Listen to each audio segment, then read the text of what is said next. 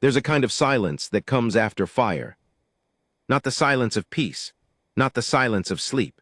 The silence of things that were there a moment ago and now aren't. Wood, breath, a roof over someone's head, the particular smell of a mother's cooking still caught in the walls of a home that no longer stands. I've heard men talk about bravery like it's a decision. Like somewhere in the middle of chaos, a man looks at the danger and looks at himself and makes a choice. Clean, noble, decided. That's not what I saw the night Calhoun ran into that burning wickiup. What I saw was a man trip over his own boots, curse loud enough to wake the dead, and keep moving forward anyway, not because he wasn't afraid, but because two voices inside that fire were louder than the fear. That's not the kind of bravery that gets written into dime novels. It doesn't look good on a poster. It doesn't have a clean ending either, because bravery rarely does. What happened after, the proposal, the silence that followed it, the look on Calhoun's face when he realized what had just been offered to him, that part nobody talks about. Not the Apache elder who made the offer. Not the translator who stumbled over the words like they burned his tongue.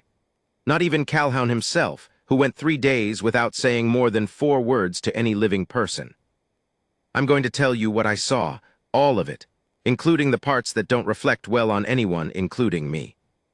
Because the truth is, I almost didn't write any of this down.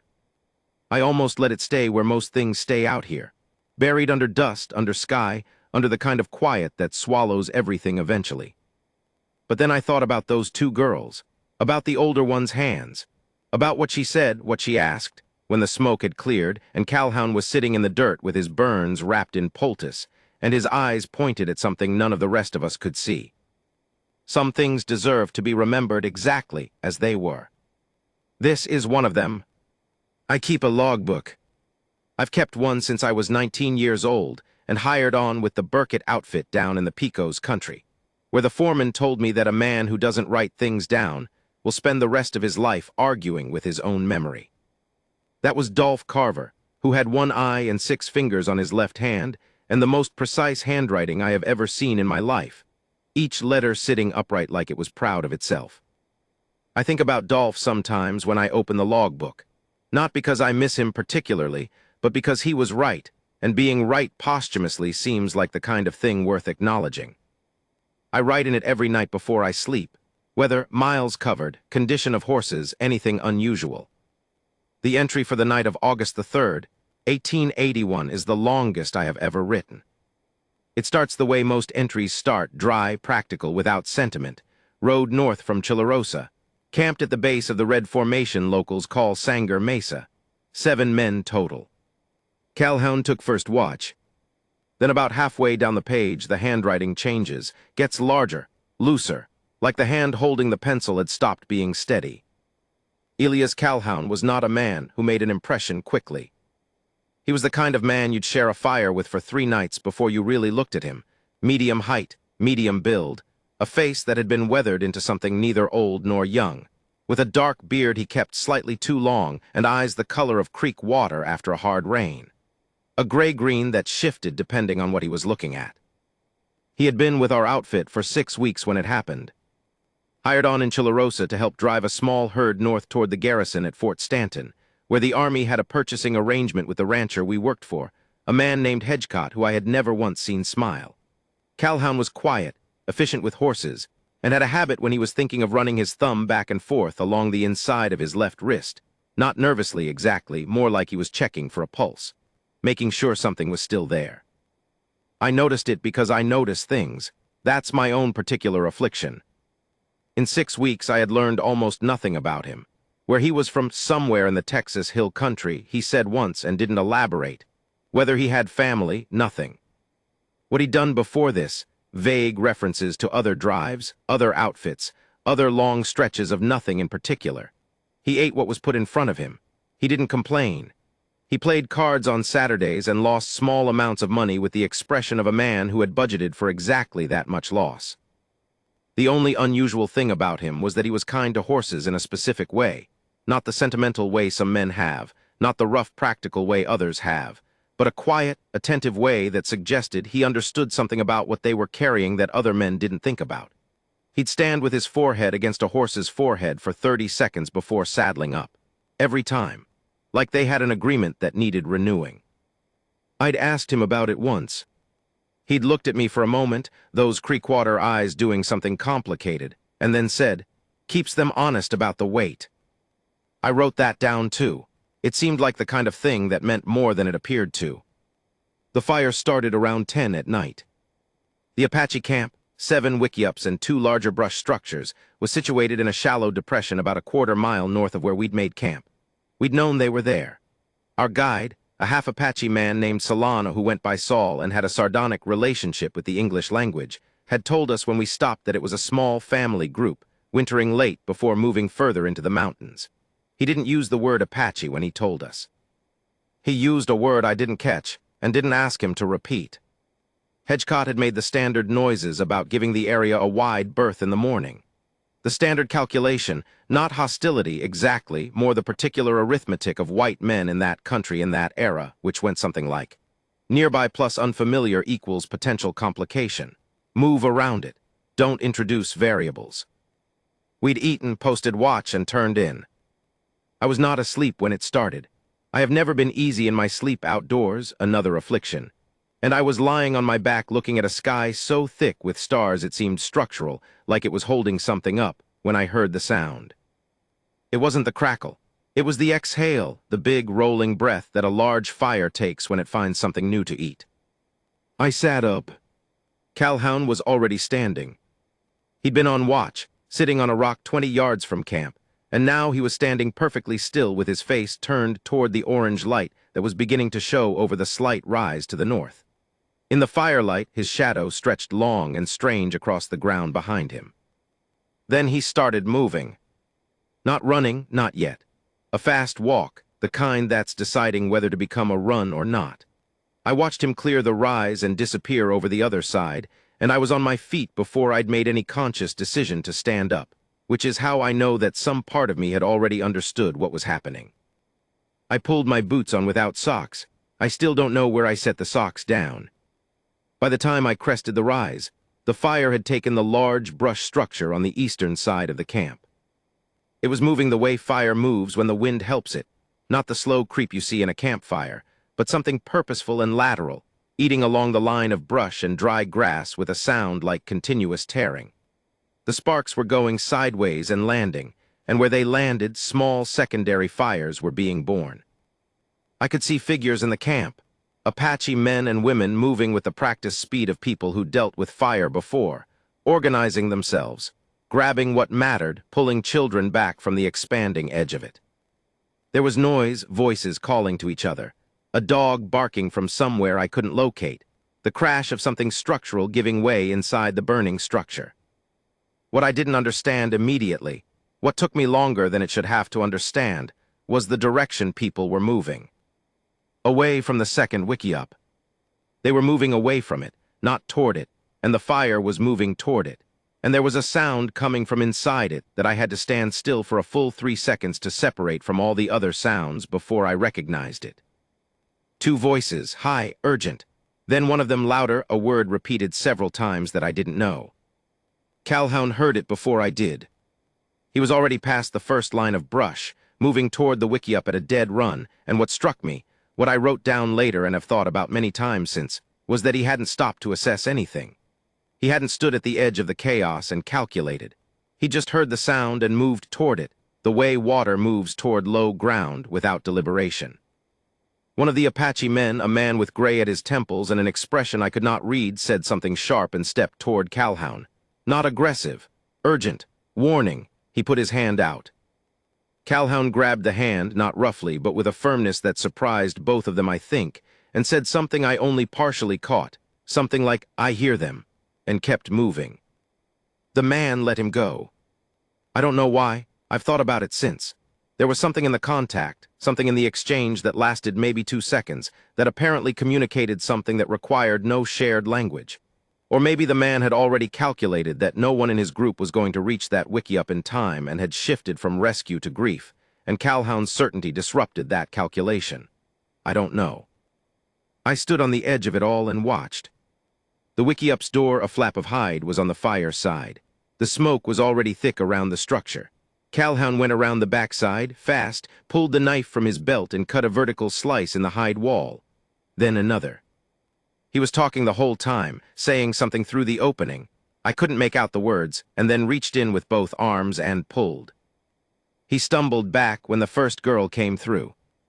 She was maybe 9, 10 years old, a small, wiry girl with her hair loose and her eyes streaming from the smoke. She came through fighting, not passively. Her hands were working even as she tumbled out, bracing herself, already trying to get her feet under her before she'd fully cleared the opening.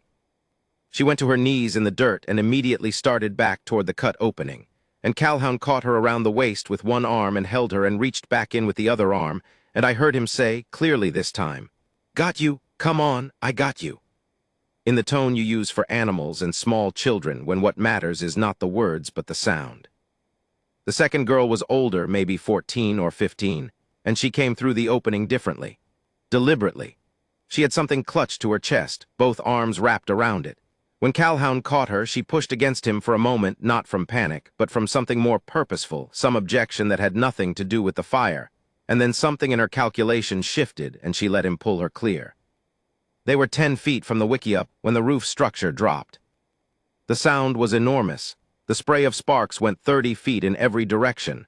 The heat pushed against us like a hand. Calhoun sat down heavily in the dirt. Not because he fell. He sat down like his legs had decided the emergency was over before the rest of him had caught up, and the ground was the nearest available option. He still had one hand on the older girl's arm, not gripping, just resting, and the younger one had turned toward the group of Apache people who were moving toward them now, moving fast, and was running toward a woman who opened her arms and folded around her like the girl was something that had been lost and found. Calhoun's hands were burned. Not badly, not the deep burns that scar, but the skin along his palms and the backs of his fingers was already reddening, and there was a singed line along his right forearm where something had caught him. He was looking at those hands. Then he looked up and found the older girl, who had not moved. She was standing 3 feet from him, still holding whatever she'd brought out of the wickiup. I could see now it was a bundle of some kind, wrapped in cloth, something flat and hard inside. She was looking at him with an expression I have spent considerable time trying to describe accurately. It wasn't gratitude exactly. Gratitude is too simple, too directed. This was something more complicated, an assessment happening in real time, a recalibration, a person in the process of revising something they'd previously decided. She said something, short, 2 words, maybe 3. Calhoun didn't understand. He looked at her for a moment, those shifting eyes doing the complicated thing again, and then he nodded once, very slowly, as if nodding seemed like the correct response even without comprehension. She turned and walked toward the older Apache man with the gray at his temples, her father, I would learn later. He put both hands on her face and looked at her the way a man looks at something he expected to lose. Around us, the camp was reorganizing. The fire was being beaten back or avoided, the remaining structures intact, the losses contained. People were moving with the particular economy of those who'd done their grieving quickly and gotten back to work. I walked over to where Calhoun was still sitting in the dirt. He was running his thumb along the inside of his left wrist. "You need those hands looked at," I said.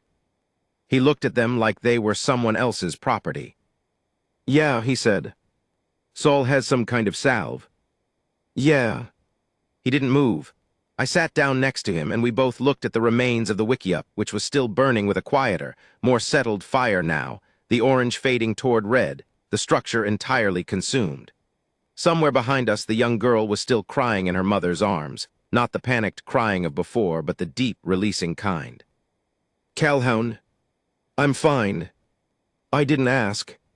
He looked at me then, sideways. "What was she holding?" I asked. He was quiet for a moment, no idea. "She walked into a burning building to get it." "Yeah," he said, "she did." A pause, the fire popped. Something in the embers rearranged itself. "How old do you think?" I asked. He didn't answer right away. "Old enough to decide it was worth it," he finally said. I wrote that down later, too, in larger handwriting. Saul came to us about an hour after, while Calhoun's hands were being wrapped in a poultice by one of the women.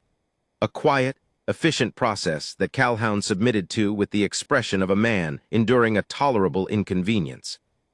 Saul crouched down beside us with the expression he wore when he was about to translate something that he found either amusing or complicated, and there was no good way to tell which from his face. "The man who put his hand out when you ran past," Saul said to Calhoun. "That's the father." Calhoun nodded.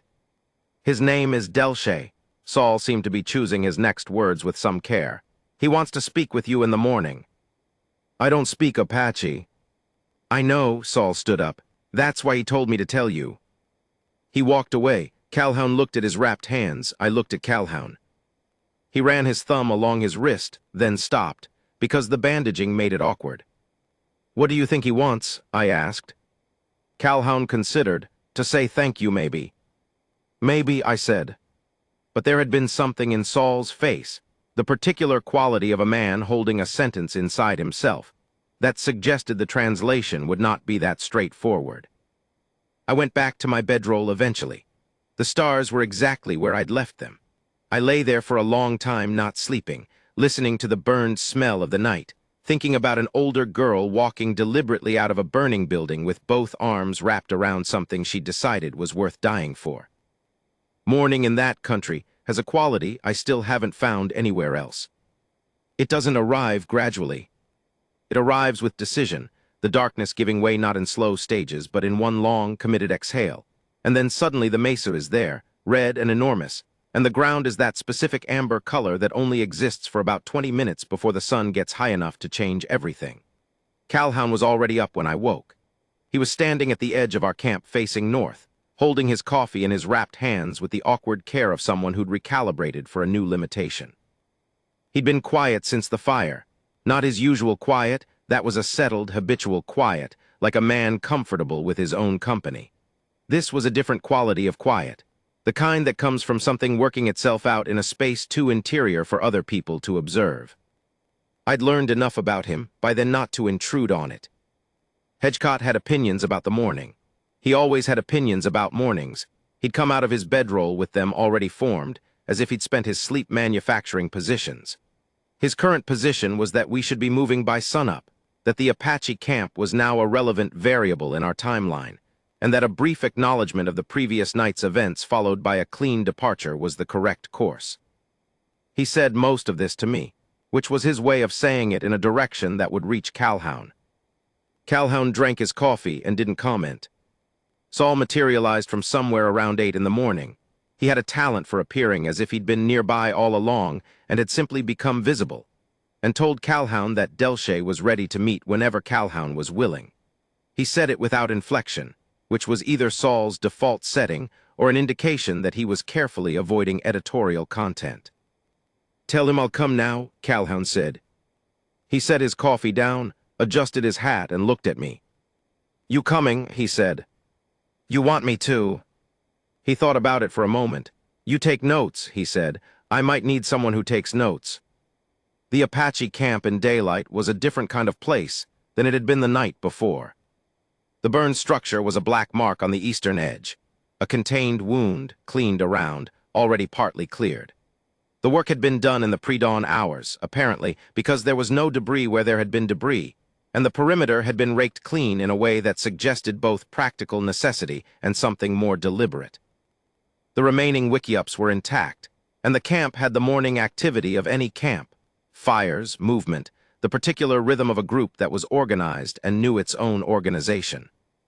Children watched us come in, not suspiciously, more with the frank, undisguised assessment that children do better than adults. 2 boys of maybe 7 or 8 tracked us from a distance. A girl younger than the 2 we'd pulled out of the fire the night before stood near a cooking fire and watched with her hands behind her back and her chin up. I noted these things the way I note things, mechanically then with feeling. Delshay was seated near the center of the camp in a way that was not accidental, not a position of ceremony exactly, but a position of clarity. He was a tall man, broad through the shoulders, with the particular posture of someone who'd spent his life outdoors in a way that had organized his body differently than indoor life does.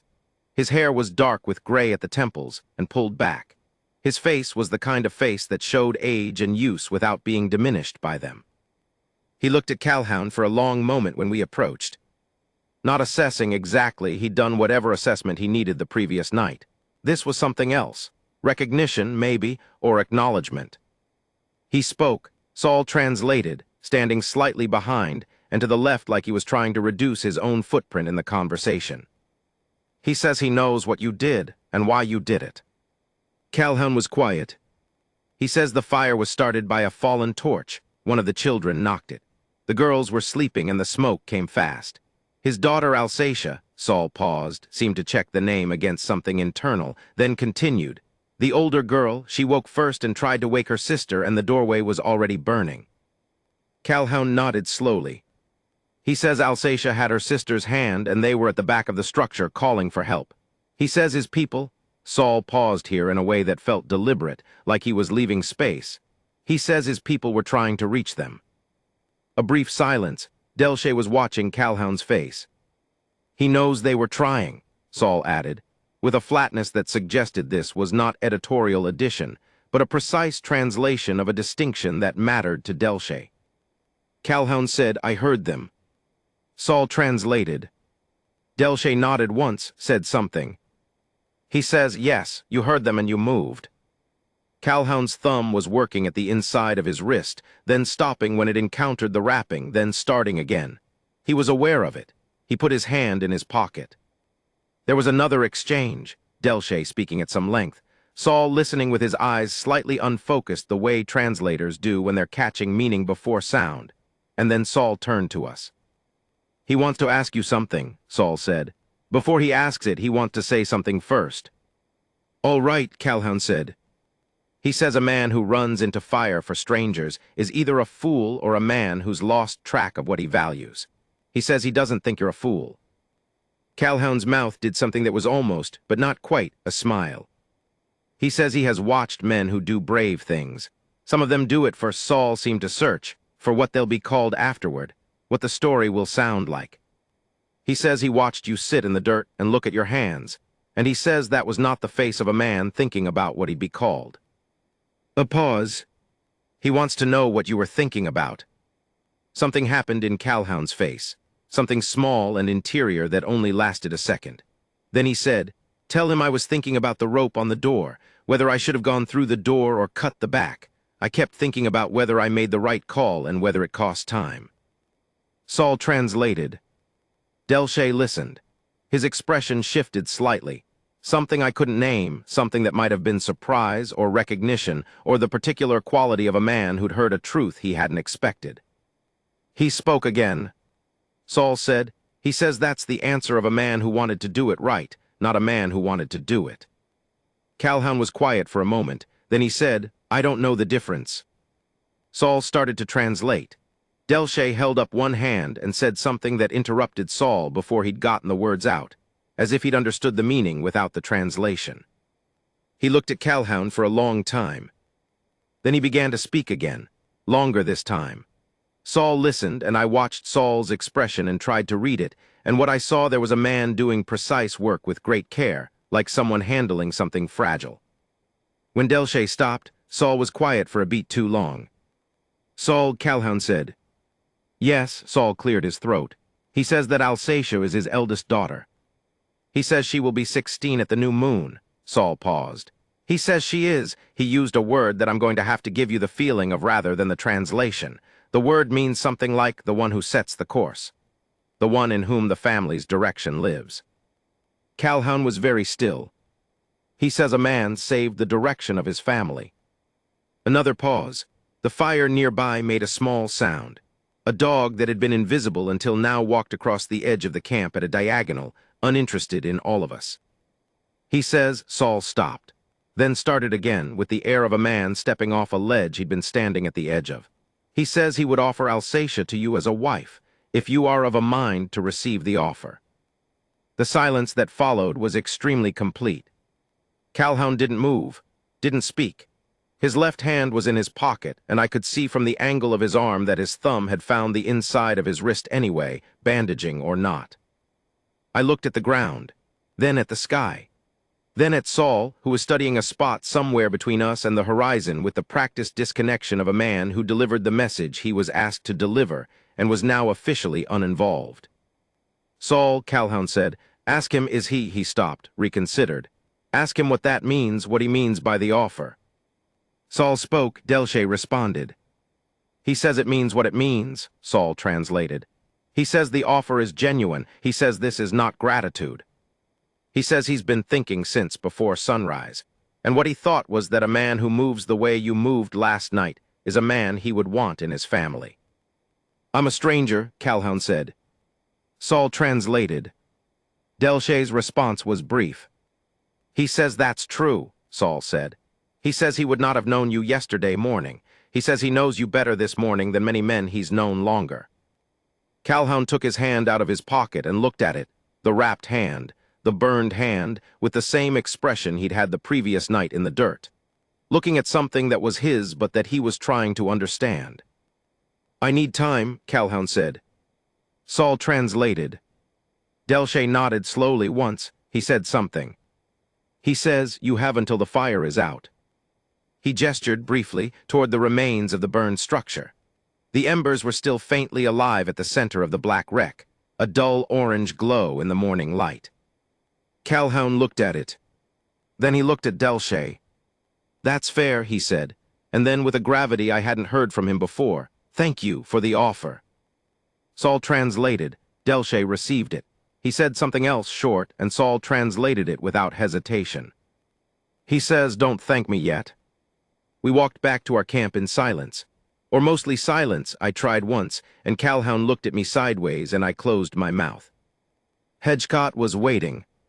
He'd seen us return, and had arranged himself near the fire in the posture of a man who'd been patient as long as he intended to be.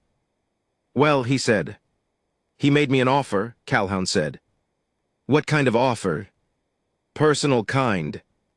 Hedgecott looked at him, then at me. I shrugged, which was true. I genuinely had no idea what I would have said. We're moving in 2 hours, Hedgecott said. I know, Calhoun said. He went to his bedroll, sat down on it, and stared at the ground. I opened my logbook. I wrote for a long time, not just what had been said, but the quality of it, the pauses, the expressions, the dog that crossed the camp like it had its own appointments to keep. I wrote about Saul's face when he'd translated the offer. I wrote about Delche's posture, which had been neither demanding nor diminished, which had been the posture of a man making a genuine offer and genuinely prepared for either answer. Then I stopped writing and looked at Calhoun. He was still looking at the ground. What are you thinking about? I asked. He ran his thumb along his wrist, or tried to.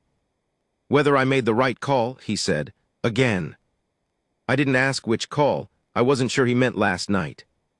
An hour and 20 minutes later, I saw something. I saw Calhoun stand up from his bedroll, adjust his hat, and walk north. He did not walk the way a man walks when he's made a decision. He walked the way a man walks when he's stopped fighting the decision his gut already made, which is a different thing, slower, with a particular quality of weight in each step. I watched him go. I looked at Hedgecott, who was watching too. He's going back, I said. Hedgecott's jaw tightened. We leave in 40 minutes. I know, I said. I picked up my logbook. Then I picked up my hat. Then I don't entirely know why, except that I'd written I'm going to tell you all of it, and I meant it. I followed him. The older girl, Alsatia, was at the edge of the camp. She was sitting on a low, flat rock with the bundle in her lap, the thing she'd brought out of the burning building. She was working with her hands, checking something inside the cloth wrapping, and she didn't look up when Calhoun approached because she'd already seen him coming from 50 yards out, and she was the kind of person, I was beginning to understand, who made her assessments early and quietly and then waited for the world to confirm or deny them. Calhoun stopped a few feet away. He looked at the bundle. She looked at him. He said, and this is in my logbook, word for word, because I wrote it down that same evening while it was exact in my mind. I'm trying to understand what I should do. She didn't have the English for that. She said something. He shook his head. I don't understand. And the frustration on his face was real and complete. The frustration of a man who'd found the exact thing he wanted to say and had no delivery mechanism for it. She looked at him for a long moment. Then she held up the bundle. She pulled back the cloth wrap, careful and deliberate, to show him what was inside. It was a cradle board, small, very old, the wood dark from age, the leather wrapping and decorative beading worn in places to the thread. It was the kind of thing that was old before she was born, family old, the kind of thing that holds generations of people who are no longer there. She said something, looking at him. He looked at the cradle board. Then he looked at her. She said something else, shorter. She pointed at it, then at herself, then at him. A gesture that was not complicated, even without shared language. I watched his face. I was standing about 30 feet back in the open, making no pretense of not being there. She knew I was there. She'd registered me without looking at me, which told me everything about how she processed her environment. Calhoun was quiet for a long time. Then he sat down on the ground, not on a rock, not in a chair, on the ground, cross-legged the way he'd been sitting in the dirt the night before, and he looked at the cradle board and he looked at her, and something in his face rearranged itself. Something that had been held at a certain tension for possibly a long time let go. He said something. She watched his face with the concentration of someone reading language a different way. I think they talked like that for 10 minutes, without understanding a word of each other, not communicating nothing, communicating something, through faces and pauses and the particular quality of attention, the way you can tell the difference between someone looking at you and someone seeing you. When he finally stood up, he stood slowly. He put his hand out, palm up, the burned palm, the wrapped one. She looked at it, then she put her hand in it, palm down, not a handshake, something else. Something that was being invented in real time because there was no existing protocol for it. Then she took her hand back and looked at him with that complicated expression again, the one that was assessment and recalibration, and nodded once. Calhoun walked back toward our camp. I fell in beside him. He didn't say anything for a while. Well, I finally said. He was quiet for several more paces. She brought the cradle board out for a reason, he said. She wanted me to understand what she was. What did you understand? He looked at the ground. That she's not scared of fire, he said, and she's not scared of me either. A pause. You going to take the offer? I asked. He didn't answer right away. The camp was visible ahead of us. Hedgecott was already moving horses. I'm going to talk to her father, Calhoun said, properly. With Saul. That's not an answer. No, he said, it's not. He kept walking. I stopped where I was for a moment, looking back toward the Apache camp. Alsatia was still sitting on her rock, still holding the cradle board. She wasn't looking toward us anymore. She was looking south toward something I couldn't see. I opened my logbook. I wrote she went back into a burning building for a thing her family would need. He went into a burning building for people he didn't know. I don't know what you call that, when two people have the same quality but don't share a language for it. I thought about it for a while. That's the short version. The longer version involves 12 minutes of argument, most of it one-sided, and ends with Hedgecott pointing his finger at Calhoun and saying, in a tone of absolute certainty, that there was nothing in that Apache camp worth any amount of a white man's time, and Calhoun looking at him with those Creekwater eyes gone very flat and quiet, and Hedgecott reading whatever was in them and making the decision that the argument was over. The outfit moved south with the herd. 2 horses stayed, mine and Calhoun's.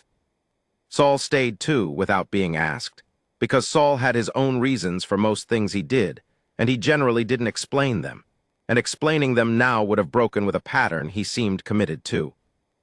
Hedgecott didn't fire us. He told us we were done when we rejoined, which was a different thing, a conditional statement that assumed rejoining was still our eventual plan.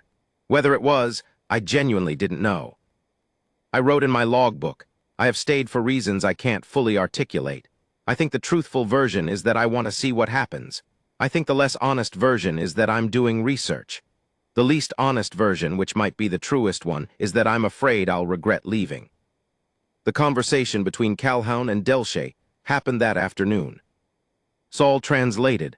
I sat outside the conversation's periphery, present but not participating, writing, watching faces. The women moved past at intervals, engaged in their own activities, which did not stop for the conversation happening near the center of camp. what I observed from the outside. The conversation was long, longer than I'd expected, not the exchange of a transaction, but something more exploratory. Delche asked questions. Calhoun answered them. Calhoun asked questions in return, and Delche answered them. There was no point at which either man seemed to be performing for the other, which was unusual enough in my experience that I kept waiting for it to start, and it didn't. Saul's face during translation was the face of a man engaged in something that interested him, which was itself interesting, because Saul's default was a kind of professional detachment. At one point, Calhoun said something that made Saul pause before translating. After he translated it, Delche was quiet for a long moment. Then he said something that made Saul look at the ground briefly before he translated it back. I wrote down what I could infer without the words. That was the moment where something was decided. I don't know what, but both men looked slightly different afterward, like a door had been opened or a door had been closed, and both of them knew which. When the conversation ended, they didn't shake hands. Delche put his hand briefly on Calhoun's shoulder, a gesture that was brief, and it seemed to me exactly calibrated, and then he moved away. Calhoun came over and sat beside me. I waited. "He's not expecting a quick decision," Calhoun said. "Or a permanent one, the way I understand permanence." "What does he expect?" "An honest attempt." Calhoun turned this over. "He asked me if I'd wintered hard country before. I told him yes. He said that was enough." "That was enough." "To start." I looked at him. "Calhoun." "Yep. Are you actually considering this?" He looked at the burned structure, which was now fully cold, a black shape at the edge of camp. Some of the children had been playing near it earlier, apparently with no particular feeling about what it represented. Kids in hard country are practical about destruction. "I've been thinking about what you'd call it," he said. "What the situation is. A man gets offered a life he didn't plan on, in a place he didn't plan on, with people he doesn't share a language with." He paused. "And the only reason it's being offered is because he heard two people and moved toward them. And I've done a lot of things in my life," he said, "for a lot of different reasons, and that's the one that feels most like something I actually chose." "Even though you didn't think about it," I said.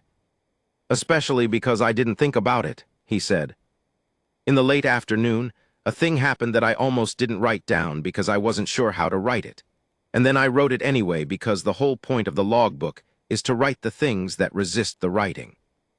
I was sitting alone near our horses when Alsatia came, and sat down about 8 feet from me. She had the cradle board with her, but she'd set it aside, and she was doing something with her hands that I eventually recognized as braiding, a long strand of something into a smaller cord. She worked with the efficiency of someone doing something they'd done 1,000 times, which freed her face for other business. She looked at me. I looked at her. She said something, not to elicit a response exactly. More like she was saying something because it was the true thing and the language problem was not going to prevent her from saying it. I said, "I don't understand." She smiled, a small, real smile, the kind that arrives before the owner decides whether they wanted it there. Then she went back to her braiding.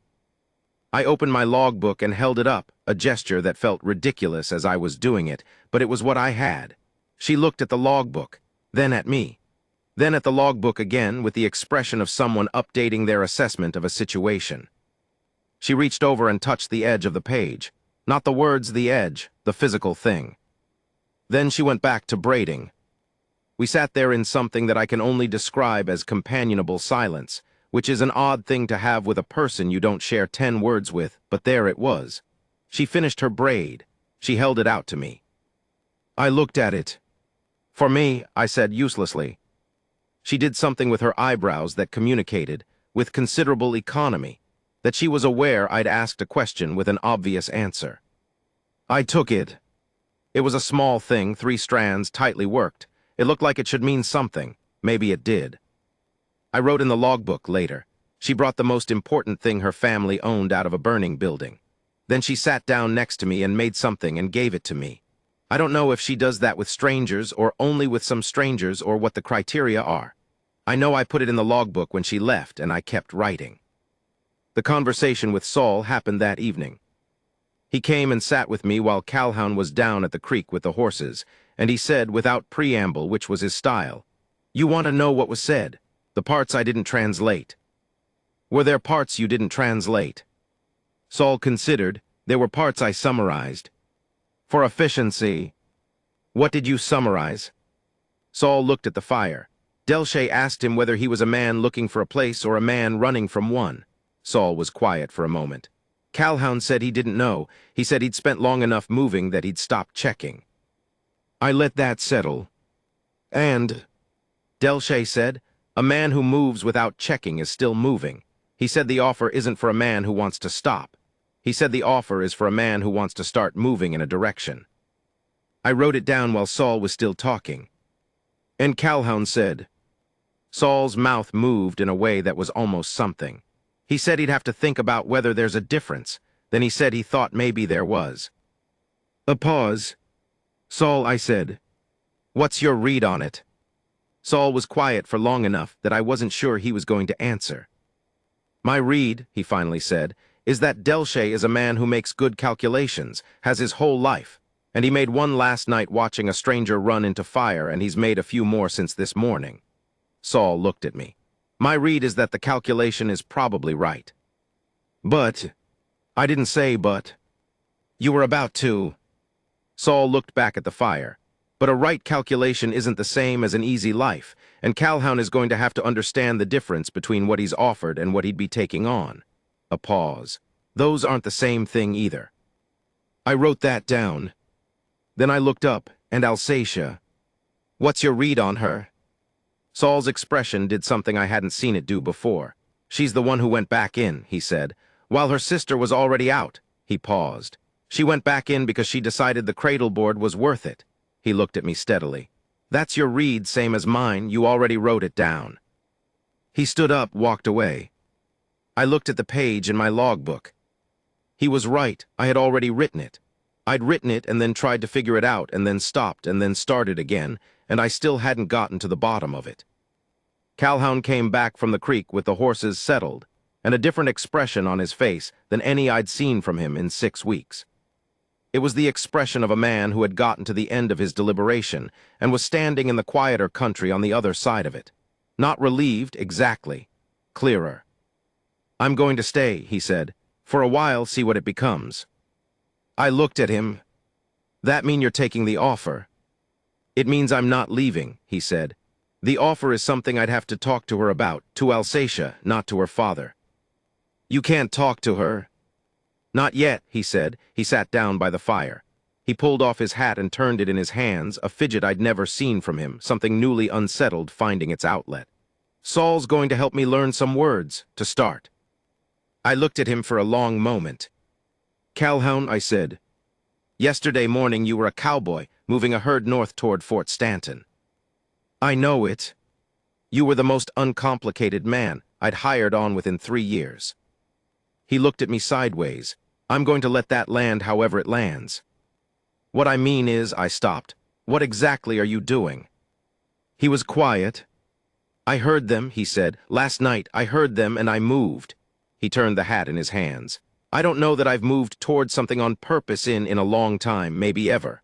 He looked at the fire. "I think I'd like to try that on purpose, moving towards something." I sat with that. Then I opened my logbook.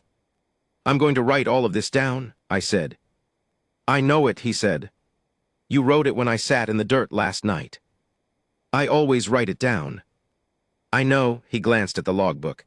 "I've seen you. You wrote down when my coffee went cold." "Your coffee going cold is data," I said. "It tells me things about the temperature differential and—" "Write it down," he said. "Write all of it down." I stayed 3 more days. I told myself I was staying to rest the horses. I stayed because I wanted to see the next few pages of the thing. What I saw. Calhoun learned 6 words by the second morning. He learned them imperfectly and used them with the expression of a man handling new tools, aware of the gaps, but working with what he had. When he used one of them in Alsatia's vicinity, something that meant, Saul told me roughly, "I see you," or "I acknowledge you," though Saul said the real translation was more complicated. She looked at him with that assessing expression and then said something back. Saul, listening from a distance, almost smiled. "What did she say?" I asked. She said, "The word is right, but the mouth isn't ready for it yet." I wrote that down. On the second day, Calhoun helped rebuild the structure that had burned. He didn't offer. He just appeared where the work was happening and started doing what the other men were doing, following the process without being taught it, observing and adjusting. Delche watched this from a distance without comment. Eventually, he came and worked alongside him, and they worked without speaking for 2 hours, and what they built was solid. On the third morning, Alsatia came and sat near the horses again. This time she had no braiding, no cradle board. She sat down and looked at Calhoun's horse, the roan he called Pero for reasons he'd never explained, and said something. Calhoun looked at Saul. "She's asking about the horse," Saul said. "Why it's called what it's called." Calhoun looked at the horse, then at Alsatia. He went over to Pero and stood with his forehead against the horse's forehead for a moment, the way he always did, that 30-second agreement. When he stepped back, Alsatia was watching him with an expression I didn't have a word for then, and don't entirely have one for now. She said something. Saul translated. She says, "I understand now." Calhoun looked at her. "She didn't ask me to explain," he said. "No," Saul said. A silence. "She just understood," Calhoun said. "Yes." I left on the 4th morning. I packed my gear and saddled my horse and wrote 3 pages before dawn while the camp was still quiet. I wrote them quickly, trying to get everything down before the light changed, and the morning arrived with its decisive quality. Calhoun walked me out to the edge of the camp. I shook his hand, the burned one, carefully. He didn't flinch. "I'll tell Hedgecott you died heroically," I said. "You'll tell him the truth," Calhoun said. "You always tell the truth, that's your affliction." "It served me poorly," I said. "It served you honestly," he said. "Different." We looked at each other. "What happens now?" I asked. He looked back toward the camp. Through the space between 2 structures, I could see the rebuilt brush frame of the new wickiup, fresh wood, still pale, not yet weathered into the same color as everything around it. "More words," he said. "More work, more watching what she decides and trying to understand it."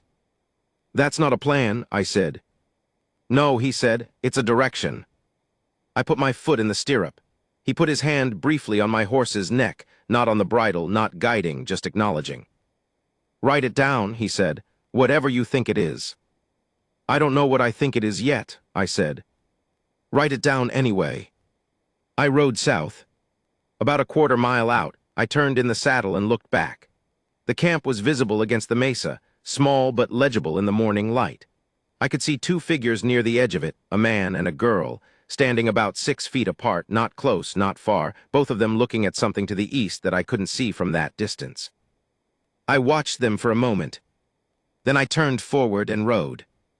I've thought about it since, about what to call it, about whether there's a category for what I saw over those 4 days, whether it fits a name I already have or whether it's one of those things that resists naming the way fire resists staying inside the shape you give it. What I keep coming back to is the cradle board. She went back in for the cradle board. She went back in through smoke and heat and the specific kind of animal urgency that fire produces. And she came out with her arms wrapped around something old and precious and irreplaceable, because she'd decided it was worth the risk, and she'd been right. I don't know if she and Calhoun built anything. I don't know what became of them. I know she went back in. I know he ran toward the sound. I know they sat together with their different languages, and looked at each other and something passed between them that didn't require translation. I have the braid she gave me. I keep it in the logbook pressed between pages. Sometimes when I'm trying to write something and I don't know how to say it, I touch the braid and think about sitting in the silence with someone who understood me without words.